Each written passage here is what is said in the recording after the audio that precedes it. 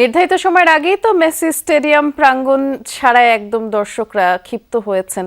আপনি একটু বলবেন সবশেষ অবস্থা কি? দেখুন যে অঘটন ঘটে গেল কলকাতার বুকে মেসির যে আগমনকে কেন্দ্র করে, সেটা কিন্তু একটা কলঙ্কময় ইতিহাস রচনা হলো। আজকে কলকাতার বুকে ফুটবলের যে তারকা মেসি এসেছিলেন, তিনি নির্ধারিত সময়ের প্রায় 2 ঘন্টা আগে কিন্তু যে প্রতিকূল অবস্থা সৃষ্টি হয়েছিল, অর্থাৎ নিরাপত্তা জনিত কারণে তিনি স্টেডিয়াম ছাড়েন, অর্থাৎ যুব ভারতী সল্টলেকের যে যুব ভারতী ক্রীড়াঙ্গন, সেই ক্রীড়াঙ্গন ছেড়ে তিনি এয়ারপোর্টের উদ্দেশ্যে রওনা করেন। আমরা যমুনা টিভির পর্দায় দেখাতে পাচ্ছি তার কনভয় কত দ্রুত কলকাতা পুলিশের নিরাপত্তার মধ্যে দিয়ে পৌঁছচ্ছে কলকাতা বিমানবন্দরে। আমরা এই মুহূর্তে অবস্থান করছি কলকাতা বিমানবন্দরের ঠিক পাশেই।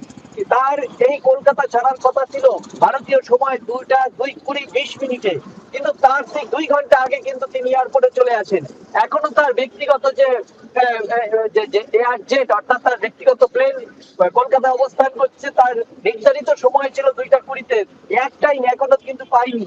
এদিকে তার সঙ্গে যে স্পন্সরশিপের কথা হয়েছিল, তার সাথে ছবি তুলবে, তার সাথে করমর্দন করবে, একটাও হয়নি।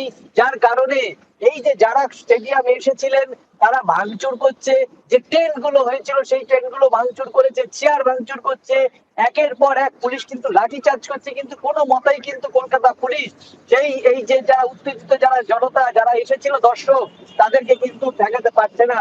এই মুহূর্তে মেসি যাওয়ার পর প্রায় 8 ঘন্টা রাস্তা কিন্তু পুলিশ কর্ডন করে আটকে রেখে দেয়, কোনো তার নিরাপত্তার জন্য, যাতে তার পিছু নিয়ে দর্শকরা এয়ারপোর্ট পর্যন্ত পৌঁছতে না পারে। এয়ারপোর্টে ঢোকার কিন্তু যে সমস্ত গুরুত্বপূর্ণ রাস্তা, সেগুলো কিন্তু বন্ধ করে দেওয়া হয়েছে। মেসি যতক্ষণ পর্যন্ত কলকাতা অর্থাৎ বিমানবন্দর নির্ধারিত সময়ের আগে মেসি চলে যাওয়ায় দর্শকদের এমন প্রতিক্রিয়া। ধন্যবাদ, আপনি বিস্তারিত জানাচ্ছিলেন সুকান্ত।